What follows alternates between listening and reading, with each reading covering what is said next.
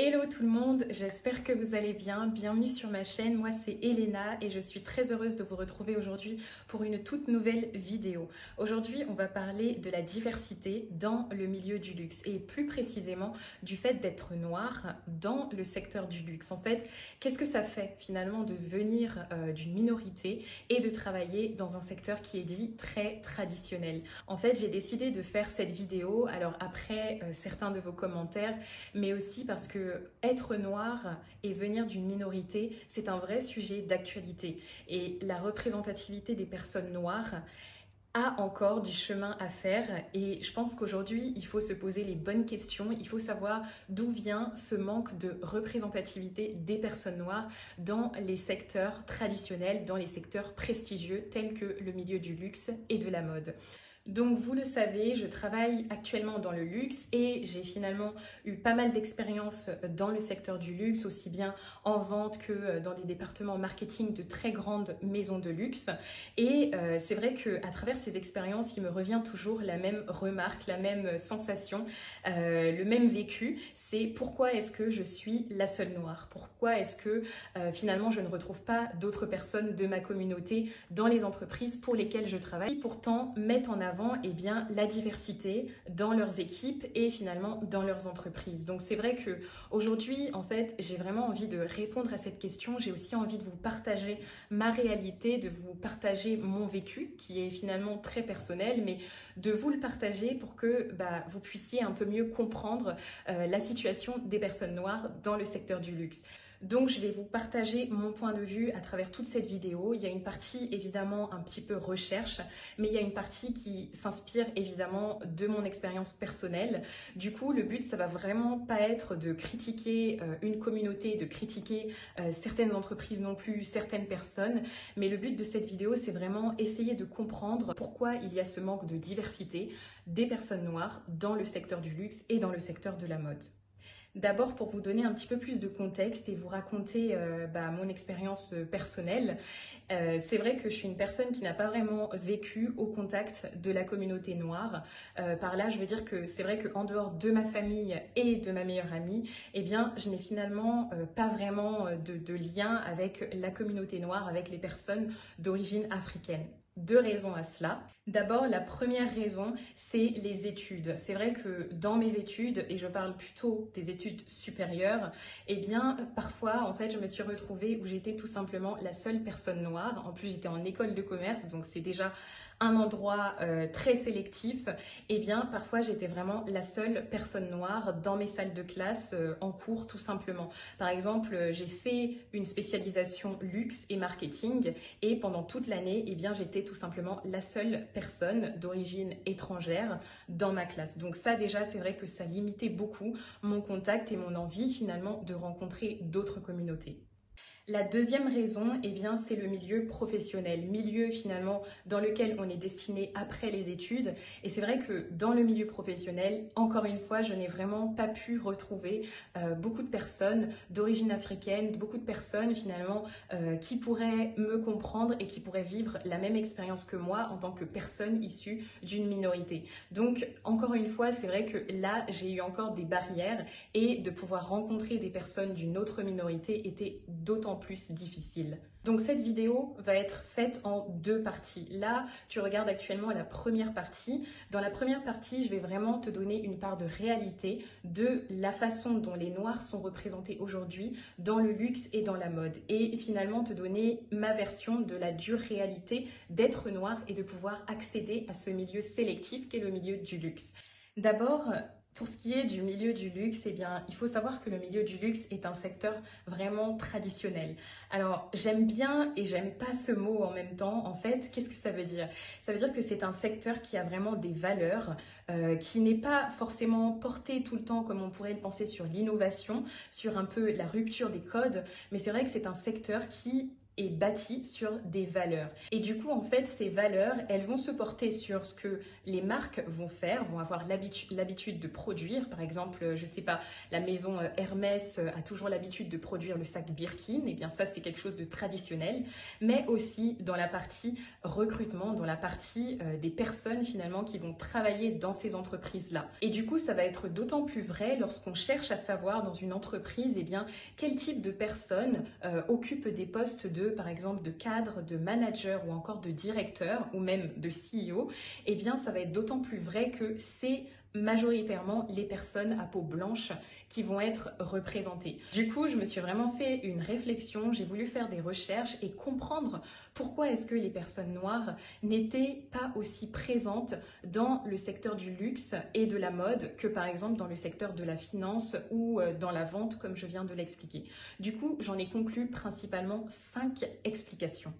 Alors, la première raison qui explique le manque de représentativité des personnes noires dans le secteur du luxe et dans le secteur de la mode, c'est clairement le manque d'opportunités. Finalement, il n'y a pas assez de place libre, il n'y a pas assez d'espace laissé aux personnes noires et encore plus à la femme noire. Par exemple, dans le secteur de la mode, c'est vrai qu'à part quelques grandes mannequins, quelques super modèles finalement comme Naomi Campbell, Adu Saket ou encore Alec Beck, eh bien, il n'y a finalement pas assez de mannequins noirs qui peuvent être représentés dans des grands magazines comme le Vogue, le Marie Claire, etc. et j'en passe. C'est vrai que les mannequins noirs sont vraiment rares et ça, c'est un problème. Et il me semble même que le dernier défilé de Chanel, automne-hiver 2021, je crois, n'avait fait apparaître aucune mannequin noire. Et ça, c'est un problème de faire un défilé de mode international à vocation vraiment mondiale en ne représentant absolument aucune mannequin à la peau foncée. Donc c'est vrai que ça pose des questions et on se demande aujourd'hui, eh bien, où est-ce qu'on en est? Pourquoi est-ce que c'est toujours comme ça? Pourquoi est-ce que c'est toujours comme si on était dans les années 50? Alors après, toujours dans la mode, c'est vrai que je vais pas vous cacher, hein, il y a des évolutions, il y a des choses qui changent, il y a un petit peu des choses qui bougent. Par exemple, très récemment, quand Louis Vuitton a décidé de nommer Virgil Abloh en tant que directeur artistique de la maison pour en tout cas le prêt-à-porter homme, c'est vrai que ça a été mais une véritable révolution. Ça a été vu sur tous les réseaux sociaux, c'était populaire, c'était une nouvelle assez incroyable et qui venait justement rompre avec ce qu'ont l'habitude de faire les maisons de luxe. Donc finalement, les personnes noires ont encore beaucoup de chemin à parcourir pour pouvoir s'insérer dans le secteur du luxe. Ensuite, la deuxième raison qui explique ce manque de représentativité des personnes noires dans l'industrie du luxe et de la mode, c'est clairement l'enseignement supérieur. En fait, une fois le bac en poche, une fois voilà, les études un peu classiques terminées, c'est vrai que une fois qu'on arrive dans les études supérieures, j'ai l'impression que c'est vraiment à ce moment-là qu'il se passe une grosse rupture avec ce qu'on avait l'habitude de voir auparavant. Là, on se retrouve vraiment avec des populations qui se concentrent encore plus à majorité blanche. En gros, quand on est au bac, quand on est au lycée, en fait, on ne se pose pas trop de questions de savoir où sont les personnes noires, où sont les personnes issues des minorités, car elles sont vraiment présentes, elles sont vraiment là. Mais c'est vrai qu'une fois ces études passées, quand on se dirige vers des parcours un peu plus du genre master, du genre hautes études et hautes école, eh bien c'est vrai que là on sent vraiment une rupture et on ne retrouve plus autant les personnes issues de l'immigration. Moi, par exemple, pour vous raconter un peu mon histoire, je suis allée en grande école, j'ai été en école de commerce et pour ce faire, je suis passée en prépa, en classe préparatoire, dans une ville évidemment très très connue, Versailles. Et du coup, c'est vrai que, je vais pas vous mentir, mais la diversité n'était pas là. Parfois, j'étais tout simplement, c'est même pas parfois, c'est que j'étais la seule fille noire de toute ma classe. Et c'est vrai que là, on se pose encore des questions, on se dit, bon, c'est peut-être finalement une étape, c'est peut-être juste un passage. Mais en fait, quand je regarde encore plus loin, quand je regarde ce qui se passe en grande école, c'est encore la même chose, voire pire. Et finalement, on ne retrouve pas assez de personnes noires dans les écoles. En plus, pour pouvoir intégrer une école de commerce, il y a un critère qu'il faut prendre en compte Et il y a un critère en fait que certaines personnes ne peuvent tout simplement pas se permettre, ce sont les frais de scolarité. En fait, intégrer une école de commerce, ça coûte et malheureusement ça coûte cher. Ça fait partie des choix de parcours scolaires les plus chers en France et du coup pour intégrer une école de commerce, vous devez compter sur votre cursus environ 30 à 45 000 € pour tout le cursus. Et ça, j'ai connu des personnes, une amie très proche de moi qui m'a dit clairement je ne peux pas faire le type d'école que tu fais parce que c'est beaucoup trop cher pour moi. Donc encore une fois, on retrouve un nouveau frein pour pouvoir accéder aux études. Ensuite, la troisième raison qui explique le manque de représentativité des personnes noires dans le luxe, c'est le recrutement en entreprise dans le luxe. En fait, j'ai réalisé que finalement, pour pouvoir intégrer le luxe, il fallait un parcours un petit peu typique, un petit peu classique. Car c'est vrai que si vous n'avez pas le chemin un peu traditionnel, classe préparatoire, puis grande école, puis première expérience en entreprise de luxe, si possible, en fait, vous avez finalement moins de chances de pouvoir réussir votre entretien de luxe, votre entretien d'embauche dans une maison de luxe. Et c'est d'ailleurs pour ça que je fais des vidéos. C'est aussi pour pouvoir vraiment motiver toutes les personnes qu'elles puissent accéder finalement aux entreprises de luxe dans ce secteur qui est finalement très sélectif. Et d'ailleurs, est-ce que vous saviez qu'il existait une page Wikipédia qui présentait toutes les listes d'éléments discriminatoires en France lorsque des personnes souhaitent être recrutées? C'est quelque chose qui m'a vraiment choquée et je souhaite aussi en parler parce qu'en fait, il y a une étude qui a été faite sur le territoire français qui présente en fait les raisons pour lesquelles finalement une personne, homme, femme, etc., ne va pas pouvoir réussir à passer un entretien d'embauche. La liste dit qu'un candidat au nom de famille étranger reçoit 3 fois moins de réponses qu'un candidat au nom de famille, entre guillemets, de souche. Donc c'est vraiment triste en fait parce que tu te dis que voilà, tu te bats, tu es une personne qui a envie de bien faire les choses, qui a envie d'aller loin, mais en fait les faits et la réalité fait que tu auras de toute façon moins de chances qu'une autre personne qui n'est pas issue d'une minorité. Et en fait ça me fait penser à quelque chose quand j'étais petite, je crois que j'avais 8 ans ou 9 ans, quelque chose comme ça. Un jour ma mère m'a dit: Elena, en tant que femme noire, tu devras toujours faire plus que tous les autres. Et ça, franchement, c'est une phrase qui n'a jamais quitté ma tête, qui n'a jamais quitté mon esprit. Bon, je pense qu'à 8 ans, 9 ans, 10 ans, par là, je ne comprenais pas trop. Mais aujourd'hui, c'est vraiment quelque chose que je comprends et c'est quelque chose que finalement j'ai ancré, je pense, en moi. Et du coup, quoi qu'on me demande, j'ai toujours envie d'en faire plus parce que je sais que je viens d'une minorité, je sais que j'ai ce poids, en fait, j'ai peut-être même ce frein. Et du coup, en tant que femme noire, en tant que personne noire, je dois de toute façon en faire plus parce que c'est comme ça qu'est la société, c'est ce que la société attend de moi. Maintenant, je vais vous donner la 4e raison qui explique pourquoi il y a peu de personnes noires dans l'industrie du luxe, dans l'industrie de la mode. En fait, ça, c'est une raison un tout petit peu plus personnelle, mais en tout cas, j'en suis convaincue. Dites-moi ce que vous en pensez dans les commentaires. Donc, cette 4e raison, c'est la peur de rompre avec la tradition. En fait, c'est la peur provenant des entreprises de rompre avec la tradition. Alors la tradition c'est quoi? La tradition c'est quelque chose qu'on a l'habitude de faire, c'est quelque chose qu'on connaît, c'est quelque chose qui nous rassure en fait. Et en fait c'est un équilibre la tradition. Et du coup, si toi, tu viens avec quelque chose de nouveau, quelque chose de différent, tu prends un risque. Tu vas peut-être rompre cet équilibre, tu vois, tu vas rompre cette tradition, cette chose qui est connue et qu'on a l'habitude de faire. Et du coup, c'est vrai que pour certaines entreprises, je pense que malheureusement, encore aujourd'hui, en 2021, c'est difficile d'embaucher des personnes noires.